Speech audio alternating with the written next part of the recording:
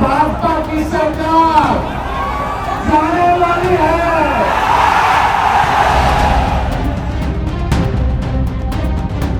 मैं चुनाव लड़ूंगा बिहारियों के लिए।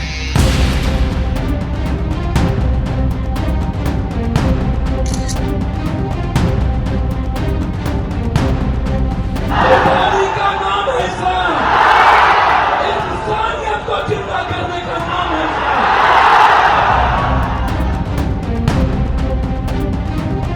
इंडिया अलायंस को पता है कि दूर दूर तक उनकी जीत इस बार संभव नहीं।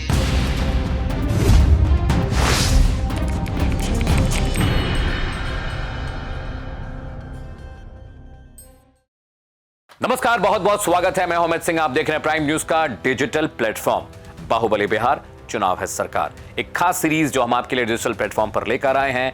लगातार मैं इन विषयों पर डिबेट भी कर रहा हूं। बिहार इलेक्शन में क्या कुछ हो रहा है वो सारी डिटेल, सारी जानकारी, सारी खबर हम आपको प्राइम न्यूज के जरिए पहुंचा रहे हैं। आज का दिन बहुत खास है क्योंकि मुख्यमंत्री नीतीश कुमार आज मुजफ्फरपुर से अपनी चुनावी यात्रा की शुरुआत करने जा रहे हैं। बहुत एग्रेसिव ये कैंपेन होने वाला है क्योंकि अभी तक नीतीश कुमार के बारे में ये कहा जा रहा था कि उनकी तबीयत ठीक नहीं है, वो स्वस्थ नहीं है, वो कैंपेन नहीं कर सकते, वो रैलियों में शामिल नहीं हो सकते, वो मंच पर भाषण नहीं दे सकते। लेकिन इन तमाम बातों को सिरे से खारिज करने के बाद नीतीश कुमार अब चुनावी मैदान में उतर पड़े हैं। दोनों फेज के नामांकन का आखिरी दिन खत्म हो गया है।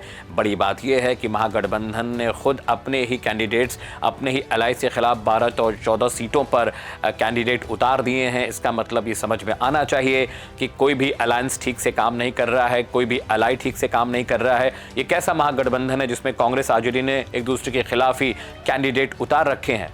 फिलहाल अब जेडीयू बहुत एग्रेसिवली प्रचार कर रहा है। बिहार के मुख्तलिफ इलाकों में नीतीश कुमार जाने वाले हैं, लोगों से मिलेंगे, जनसंवाद करेंगे, रैलियां करेंगे और ये इंश्योर करेंगे कि इस बार जो एनडीए का चुनाव प्रचार है वो पिछली बार से ज़्यादा एग्रेसिव हो और बड़े पैमाने पर जेडीयू के साथ साथ जो बीजेपी है बड़े पैमाने पर वो सीटें जीत कर है। आपको पता है नीतीश कुमार के चेहरे पर एनडीए गठबंधन चुनाव लड़ रहा है। हालांकि अमित शाह का वो बयान जिसमें उन्होंने कहा कि चुनावों के बाद ये डिसाइड होगा कि बिहार का अगला मुख्यमंत्री कौन होता है अगर एनडीए सत्ता में आती है तो।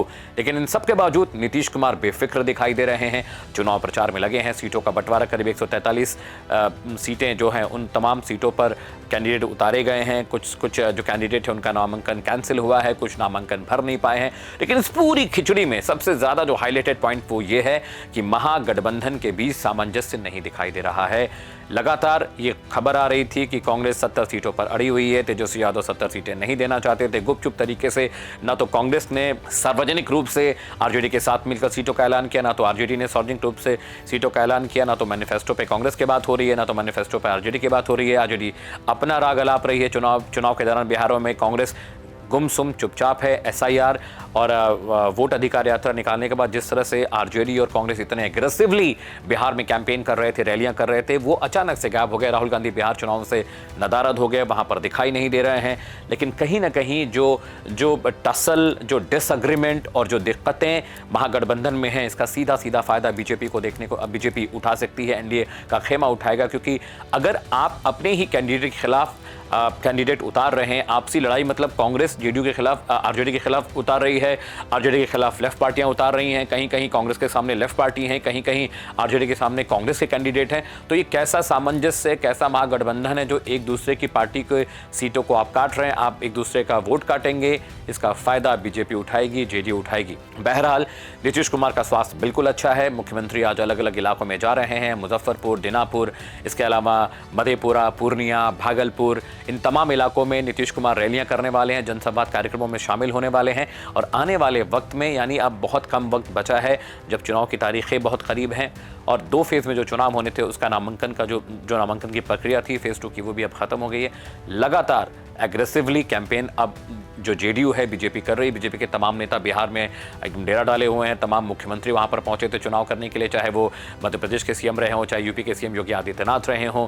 धामी साहब भी पहुंचे थे जो कि उत्तराखंड के सीएम है। हैं तो बीजेपी ने अपनी पूरी लॉबी, पूरा कैडर, पूरा जो उनका पावर सेंटर है वहां पर बिहार में उतार दिया है और सिर्फ एक मोटिव है, एक मोशन है कि किसी भी कीमत पर बिहार में एनडीए की सरकार बननी चाहिए। लेकिन महागठबंधन के अंदर जिस तरह की खींचतान मची हुई है उससे तो ये लग रहा है कि तेजस्वी यादव नुकसान उठाने वाले हैं एक बार फिर से, क्योंकि कांग्रेस ने उनके कैंडिडेट के खिलाफ ही कई इलाकों में अपने कैंडिडेट उतार दिए हैं। आपको याद होगा 2020 के विधानसभा चुनाव में आरजेडी के नेताओं से कई बार पत्रकारों ने पूछा सीटों को लेकर, तो उन्होंने कहा कि अगर कांग्रेस को 70 सीटें नहीं दी होती तो आरजेडी और बड़ी पार्टी बनकर बिहार में उभरी होती। 2020 में 70 सीटों पर कांग्रेस लड़ी, 19 जीत कर आई और बाकी सीटों पर उन्होंने बहुत नुकसान किया। ज़्यादातर सीटों पर एनडीए के कैंडिडेट्स जीत कर आए थे। तो इस बार भी तेजस्वी यादव शायद यही चाहते थे कि ज़्यादा से ज़्यादा सीटों पर उनकी पार्टी लड़े ताकि जीत का मार्जिन और बेहतर हो पाए, लेकिन कांग्रेस इस बात पर अड़ी हुई थी और जिसे लेकर जो सीटों का बंटवारा हुआ है वो बंटवारा कहीं ना कहीं बहुत गलत तरीके से हुआ, जिसकी वजह से ये पूरा जो मामला है वो खराब हो गया है। अब देखने वाली बात हो कि महागठबंधन के अंदर जो ये रशाकशी चल रही है इसका क्या जो नुकसान होता है, जो नेगेटिव इम्पैक्ट आता है वो चुनाव के दौरान देखने को मिलेगा, वोटिंग के बाद देखने को मिलेगा। लेकिन नीतीश कुमार आज से चुनावी मैदान में हैं और पूरी ताकत, पूरे जोश के साथ वो अलग अलग इलाकों में जा रहे हैं। अभी के लिए फिलहाल इतना ही, लेकिन बाहुबली बिहार चुनाव सरकार में आपकी कोई क्वेरी हो, कोई सवाल हो, किसी नेता का प्रोफाइल जानना चाहते हैं, बिहार की इनसाइड स्टोरी आपको समझनी है पॉलिटिकल, तो आप हमें बताइए, हमें टैग करिए हमारे फेसबुक, इंस्टाग्राम और एक्स अकाउंट में। अभी के लिए फिलहाल इतना ही, लेकिन देश और दुनिया की तमाम बड़ी खबरों के लिए आप देखते रहिए प्राइम न्यूज़ का डिजिटल प्लेटफॉर्म। नमस्कार। ये एनडीए भाजपा की सरकार जाने वाली है।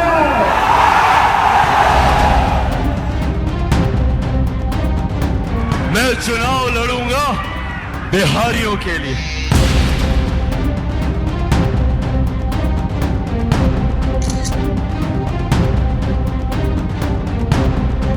बिहारी का नाम है इस्लाम, इंसानियत को जिंदा करने का नाम है